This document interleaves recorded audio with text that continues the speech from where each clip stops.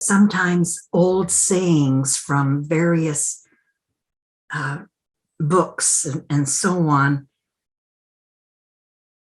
open up and reveal themselves to you. Like I saw again yesterday, something online about,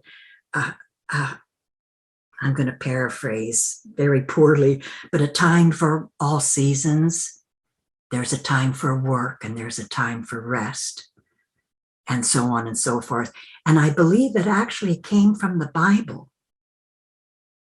And that really hit me in terms of this last beautiful session for the school. There was a time for the school, and now there's a time for not. And that to me is spiritual evolution and a tremendous, tremendous gift. So that each of us as a messenger perhaps will find another new way of sharing. You know, whether it's in more silence, whether it's like I would never turn anybody down. Whenever anybody asked for mentoring or to do a webinar or podcast, yes, yes, yes, yes, yes.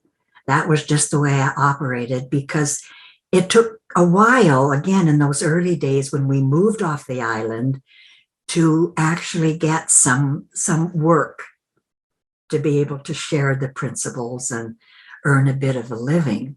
And so when things began to come to me, it was like, oh, wow, yes, yes. And I will say that because of how I watched Sid do this, share this for nothing, share this purely to give peace to the world as best as he could, given this extraordinary gifts that were revealed to him. So, you know, he paid for halls out of his pocket when there were too many people that came to his home. He paid for his own travel when he was invited to go to the US to share there, because there just wasn't the funds to bring him. But he was so into service that he did it. He sold his beautiful, beautiful home, waterfront home, so that he could travel the world and share this. That's just how deeply this meant to him. He gave without caring about what he received. And even in those early days, there was a point where he was traveling, he and Barb, and some of us that were left behind on the island thought, you know, we were waking up a little bit, and we thought, you know, we should start a foundation for Sid to help him out and try to bring in some funds to help him out. And so we did that without his permission. We thought we'll surprise him when he comes back. Well, he wasn't really thrilled. He let it go for a little bit. You know, he didn't tamp it right down. He let it go for a little bit. But then we took that so to heart. It was like, boy, aren't we cool? And ego came into it, and we really started to respond to people's questions and answer them to our limited knowledge, you know, in innocence, the best we could. And then Sid found out about that too, that we were answering on his behalf without his permission. And then he got a little testy about that and closed the foundation, said, you know, thanks, but no thanks. And he never, ever wanted form around him for, oh my gosh, it must have been close to 30 years. He didn't want form. He wanted to keep as flexible and in the moment as it was possible for him to do.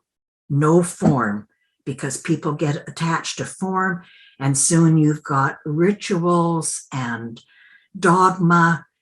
He didn't want that. And believe me, especially in those early days, and Chip and Jan know this, there were so many people, like very well-to-do people, that wanted to start something, again, on behalf of Sid. an organization, you know, all kinds of things like that. And he just wouldn't go along with it. Even though, again, like he could have used the support. You know, I'm not saying, you know, he couldn't have used the support. He could have used the support, but it wasn't about the support. It was about the quality and the purity of his service to humanity. And so when we observed that here living on the island, and then moved off the island and began to share and see what would come our way, we did the same thing.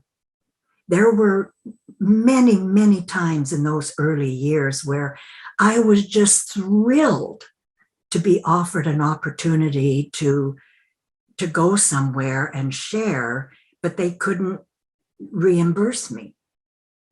You know, they would invite me to their home to stay.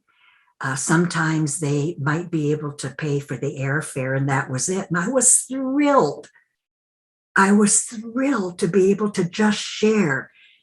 After that, didn't matter. It didn't matter. That quality of service, to give without seeking reimbursement, I swear to you, I guarantee, when you live in that space, as much as possible, we are taken care of. And I know, I can see heads nodding. I know there's a great many of you that have experienced that when you give from your heart and soul, you're taken care of. Because then you're really living in the formless through your body. That's the oneness, as best as I can say. You know, when I slip into that deep feeling and worry is gone, I know I'm living in essence. I'm not saying I'm there all the time, not at all. But it's enough to slip in and out of it that when I'm out of it, life is still really beautiful, even with the challenges. So that I have become grateful much more of the time, and I see these challenges as a gift.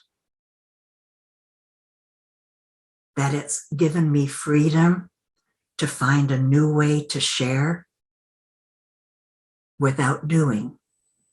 That's a gift. And I see that and this movement of the school as another sort of nudge in that direction for all of us, however that shows up for us individually. You know, is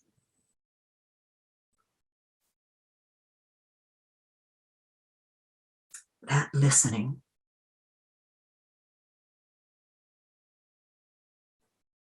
Listening to mind.